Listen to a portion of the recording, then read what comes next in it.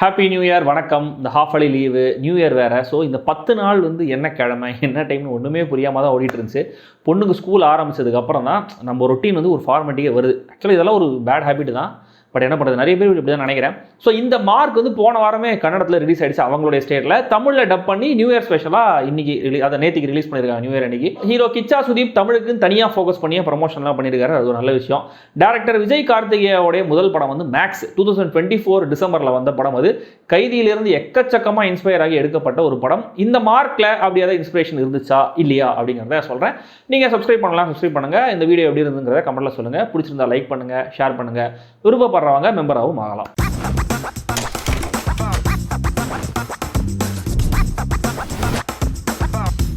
Mark சென்னையில் 18 குழந்தைகள் ஒரே நேரத்தில் கடத்தப்படுறாங்க. இதில் கிச்சா சுதீப்புடைய நெய்பருடைய குழந்தையும் ஒன்று. முக்கியமாக அவருடைய அம்மாவை கத்தியால் குத்திட்டு தான் குழந்தைய வேற கடத்திருக்காங்க.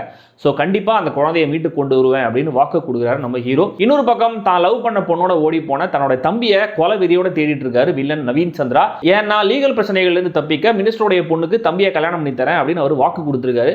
இன்னொரு பக்கம் இன்னொரு வில்லன் ஷைன் டாம் சாக்கோ விடிஞ்சா அவர் சீஃப் மினிஸ்டரா பதவி ஏற்றுக்க போறாரு. ஆனா அவருக்கு எதிரான ஒரு பயங்கரமான ஆதாரம் வெளியே சுத்திட்டு இருக்கு. அது கடத்தப்பட்ட அந்த 18 குழந்தைகள்ல ஒரு குழந்தை கிட்ட மாட்டிட்டு இருக்கு. ஸோ அவருக்கு அதை கண்டுபிடிச்சு அழிக்கணும். நவீன் சந்திரா ஒரு ட்ரக் மாஃபியாவை சேர்ந்தவர் வேற. அவர்கிட்ட வேலை செய்யற ஒரு ஜூனியர் வில்லன் தான் குரு சோமசுந்தரம். இவங்களுடைய அந்த பல ஆயிரம் கோடி ரூபாய் சரக்குங்கிறது போலீஸ் ஸ்டேஷன்ல மாட்டிட்டு இருக்கு. இது கைதிக்கு ஹோமாஸ் தர மாதிரி இன்னொரு சின்ன ட்ராக் இதுவும் இந்த படத்துல இருக்கு. இது எல்லாமே ஏதோ ஒரு வகையில் ஒன்னோட ஒன்று சம்பந்தப்பட்ட விஷயங்கள். இது எல்லாத்தையும் சென்ட்ரலைஸ்டா கவர் பண்ணி சிங்கிள் விண்டோ கிளியரன்ஸா ஹீரோ எப்படி நீதியை நிலநாட்டுறாரு அப்படிங்கறதா இந்த மார்க். எடுத்ததுமே நவீன் சந்திராவை ஹை டெசிபிள்ல கத்த விட்டு ஹெவி ராயலசீமா வைப்ஸோட தான் படத்தை ஆரம்பிக்கிறாரு டேரக்டர். என்னடா பழைய தெலுங்கு படம் மாதிரி இருக்கே அப்படின்னு நினைச்சிட்டே இருக்கும்போது அந்த போர்ஷன் நெல்லூர் அப்படின்ற மாதிரி டெக்ஸ்ட்லாம் போட்டு ஷாக் கொடுத்துட்டாரு. அதுக்கப்புறம் கதை சென்னையில் ஒரு போலீஸ் ஸ்டேஷனுக்கு ஷிஃப்ட் ஆகுது. ஆனால் வெளியில கன்னடத்துல எழுதி சார் அதை விடுங்க. கொக்கைனை பிடிச்சு வச்சிருக்கிற அந்த போலீஸ் அடிக்கிறதுக்காக ஒரு பெரிய ரவுடி கும்பல் போலீஸ் ஸ்டேஷன் உள்ளே பயங்கரமா அட்டாக் பண்றாங்க.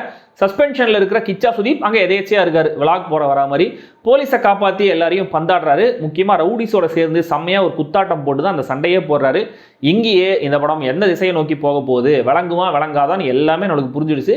நம்ம நினைச்ச மாதிரியே தான் எல்லாமே நடக்கும். அதுவும் அந்த பாட்டு ஓடிக்கிட்டே இருக்குது. கதையா கேட்கும்போது அது வெறும் கதையை படிக்கும்போது ஒரு நல்ல சாலிட் பிரமிஸ் தான். இதுவும் ஒரு ஒன் நைட் த்ரில்லர் தான்.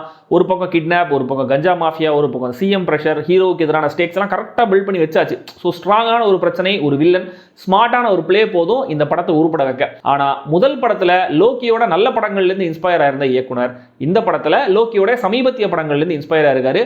அதனால மொத்தமா அடிதடி, வெட்டுக்குத்து, துப்பாக்கி சூடு அப்படின்னு ஐயன் பட்டாசு விளம்பரம் மாதிரி எல்லாமே சர் ஜூம் புஷ் டமால் தான். போன படத்திலேயே டூ மச் ஹீரோயிசம் தான் ஒரு பிரச்சனையே இருந்தது. பட் அதுல ஒரு மர்டருக்கு பின்னாடி இருக்கிற அந்த மிஸ்ட்ரிங்கிறது கடைசி வரைக்கும் ஹோல்ட் ஆகும். அந்த சஸ்பென்ஸ், அந்த டென்ஷன் மெயின்டைன் பண்ணியிருப்பாங்க. நல்லா இருக்கும். அண்ட் ஒரே லொகேஷன், ஒரே நைட், ஹீரோவும் கொஞ்சம் ஸ்மார்ட்டா செயல்படுறதுன்னு இந்த விஷயங்கள்லாம் அந்த படத்தை காப்பாத்திருச்சு.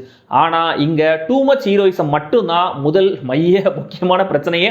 ஆளாளுக்கு பில்டப் பண்ணி வேற ஹீரோ ஏத்தி விட்டுட்டே இருக்காங்க. அவரு துணிலும் இருப்பார், துருமிலும் இருப்பார்ன்ற மாதிரி எங்கேயும் போறாரு, யாரையும் தூக்கி போட்டு மெதிக்கிறாரு. அதனால எந்த த்ரெட்டுமே அவர் ஒண்ணுமே பண்ணாதுன்றது நமக்கு ரொம்ப கிளியரா தெரிஞ்சிருது. பேத்தட்டிக்கான villain characters writing. Shine Tom Chacko, Vikranth, Naveen சந்திரானு 3 பேரையுமே வேஸ்ட் பண்ணிருக்காங்க. குரு சோமசுந்தரம் மாதிரி ஒரு நல்ல நடிகரை கோமாளியாக்கி வச்சிருக்காங்க. டைரக்ஷனாவும் இந்த படத்துல இயக்குனர் கொஞ்சம் சொதப்பி இருக்காரு. ஒரு பெரிய ரவுடியோட கல்யாணத்துக்கு மற்ற ரவுடிஸ் எல்லாம் கும்பலா வந்திருக்காங்களாம். அவங்க எல்லாரும் கூட்டமா நிக்கிற விதமே காமெடியா இருக்கு. அண்ட் ஒரு குழந்தை காணாம போயிடுச்சு அப்படின்னு அவங்க அப்பா அம்மா 2 பேருமே ஹீரோ கிட்ட பயங்கரமா புலம்பி அழுவாங்க. அவங்க அம்மா எமோஷனலா பேசிட்டு இருப்பாங்க. ஆக்சுவலா பக்கத்துல அப்பா கேரக்டர் ஏதோ பேசுவாரு. ஆனா அது எல்லாத்தையும் மியூட்ல வச்சிருப்பாங்க. அவர் வெறும் வாய் அசைக்கிற மாதிரி தெரியும். ஸோ வீட்டில் ஒரு டம்மி போல இருக்குன்ற மாதிரி ஒரு குறியீடா வச்சிருக்கலாம் அதை. தென் ஹீரோ சிங்கிள் ஹேண்ட்லயே பெரிய கூட்டத்தை அடிச்சு காலி பண்ற அளவு ஒரு சக்திமான். ஆனா இன்னொரு சிங்கிள் ஹேண்டால ஒரு சின்ன வில்லனா அவரால் பிடிச்சு வைக்க முடியாது. ரொம்ப கஷ்டப்படுவாரு. தென் நவீன் சந்திராவுடைய அப்பா கேரக்டர் எப்பயுமே வீல் சேர்லயே தான் இருப்பார் படம் ஃபுல்லா. பட் ஒரு சீன்ல ஒரு பாழடைஞ்ச லொகேஷன்ல நவீன் சந்திரா அவரோட இந்த ரவுடி கேங்லாம் ஒரே இடத்துல கூடுவாங்க. அங்க ஒரு ஸ்டேஜ் மாதிரி ஒன்று இருக்கும். அதுக்கு ரேம்ப்லாம் இருக்காது. ஆனா அங்க ஸ்டேஜ் மேல ஒரு சேர்ல உட்காந்துட்டு இருப்பாரு அந்த அப்பா கேரக்டர். இவ்வளவு டென்ஷன், இவ்வளவு பரபரப்பு, இவ்வளவு கொலவெறியில கூட அந்த மனுஷனை மேல ஏத்தி உட்கார வச்சு அதுக்கப்புறம் தான் அந்த சீனை ஆரம்பிச்சிருக்காங்கன்னா அந்த வில்லன் எவ்வளவு நல்லா இருப்பாங்களே. இன்டர்கட்ல காட்டப்படுற குழந்தைகளோட ஆக்டிவிட்டிஸ்லாம் கூட ரொம்ப சினிமா தனமா இருந்தது. அதுவும் ஒரு சீன்ல ஒரு குழந்தை கையில கிடைக்கிற பொருளை எல்லாம் வச்சு ஏதோ செய்யற மாதிரி மும்முரமா காட்டுவாங்க. தப்பிக்க ஏதோ ஐடியா பண்றாங்க போல இருக்குன்ற மாதிரி நான் சயின்டிஃபிக்கா நினைச்சிட்டேன். ஆனா நட்டு போல்ட் எல்லாம் வச்சு ஸ்டாச்சு மாதிரி ஏதோ பண்ணி அந்த குழந்தைங்க பிரேயர் சாங்லாம் பாட ஆரம்பிச்சிருவாங்க. கட் பண்ணா கொஞ்ச நேரத்துல வேற ஒரு லொகேஷன்ல ஒரு காளி பூஜை நடக்கும். அங்க ஒரு பாட்டு, அந்த பாட்டு நடுவுல ஒரு ஃபைட், செம்ம பிரெடிக்டபிளான ஃப்ளோ. செகண்ட் ஹாஃப்ல இதெல்லாம் சேர்ந்து என்ன சீட்ல நெளிய வச்சுக்கிட்டே இருந்துச்சு. இது நடுவுல தேவையே இல்லாமல் திரும்பி ஃபைட்டு பாட்டுன்னு அசால்ட் பண்ணிகிட்டே இருந்ததெல்லாம் இன்னும் கொடுமை. யோகி பாபு கேரக்டர் வேறு அப்பப்போ காமெடி பண்ணுறேன்னு ஒரு காமெடி பண்ணிட்டு இருந்தாரு. அவன் மார்க்குனா நான் ரிமார்க்குடா அப்படின்னு ரிமார்க்கபிளான ஒரு ஒன்லைன்லாம் சொல்லி காணாமல் போறாரு. ஒரு கட்டத்துக்கு மேலே இந்த டபுள் கிராஸ் பண்ணுற கேரக்டர்ஸோடைய நோக்கம் என்ன, ஹீரோ வில்லனுடைய மாமா கேரக்டரை பிளாக்மெயில் பண்ணுற மாதிரி ஒரு சீன் வருது, அதோடைய பர்பஸ் என்ன, எதுக்காக ஹீரோ திடீர்னு ஒரு போலீஸை தூது மாதிரி அனுப்பிச்சிட்டு கிளைமேக்ஸில் நாம் நினச்சதையே பண்ணுறாருன்ற மாதிரி ஹோப்லெஸ்ஸாக நிறைய விஷயங்கள் நடக்குது. குழந்தைகளை வச்சு சென்டிமெண்ட்லாம் வேற ட்ரை பண்ணுறாங்க. ஆனால் எந்த எமோஷனும் இந்த படத்தில் சுத்தமாக ஒர்க் ஆகலை. டெக்னிக்கல் டீமை பொறுத்த வரைக்கும் ஒரு லவுடான கமர்ஷியல் படத்துக்கு தேவையான ஒர்க்கை கொடுத்துருக்காங்க. அஜ்னீஷ் லோகநாத் இசையில் பாடல்களும் சரி, அதோடைய பிளேஸ்மெண்ட்டும் சரி ரொம்ப ரொம்ப சுமார். டைரக்டர் லோக்கி கிட்டேருந்து இன்ஸ்பயர் ஆனதுனால இவரும் அனிருத் கிட்ட இன்ஸ்பயர் ஆகி அப்படியே அந்த மோனிகா மாதிரியே ஒரு பாட்டை வர போட்டு வச்சிருக்காரு. அதே மாதிரி வர ஷிப்பு மாதிரி ஒரு செட்டில் வர நடக்குது. அது போலீஸ் ஸ்டேஷனில் ரவுடிஸோட சேர்ந்து ஆடுற அந்த ஒரு பாட்டு வந்து சிச்சுவேஷனுக்கு செட் ஆகலை.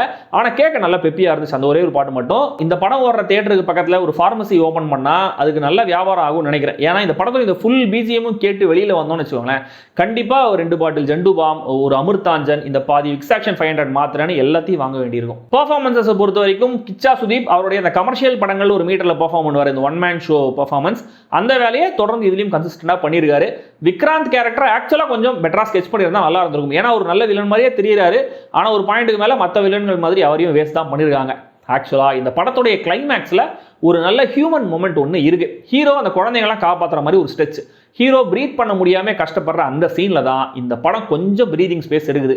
பட் அந்த ஒரு மொமெண்ட்டுக்காக மட்டும் கிரேஸ் மார்க் போடலாமே தவிர ரெக்கமெண்ட்லாம் பண்ண முடியல. மொத்தத்தில் இந்த mark totally misses the mark, just pass mark, not up to the மார்க்னு நிறைய ரைமிங் லைன்ஸுக்கு ஸ்பேஸ் கொடுக்குற ஒரு படம். பிளெயின் ஆக்ஷன் த்ரில்லர் விரும்பிகள் ட்ரை பண்ணலாம். வசனங்கள் சுமாரா இருந்தாலும் தமிழ் டப்பிங் நல்லா தான் இருக்கு. ஸோ தமிழ்லேயே பார்க்கலாம். எல்லா நடிகர்களும் தமிழுக்கு அவங்களே டப் பண்ணியிருக்காங்க. அது ஒரு நல்ல விஷயம். அண்ட் படத்துடைய வயலன்ஸுக்காக கண்டிப்பா இது குழந்தைகள் பார்க்கக்கூடிய படம் அல்ல.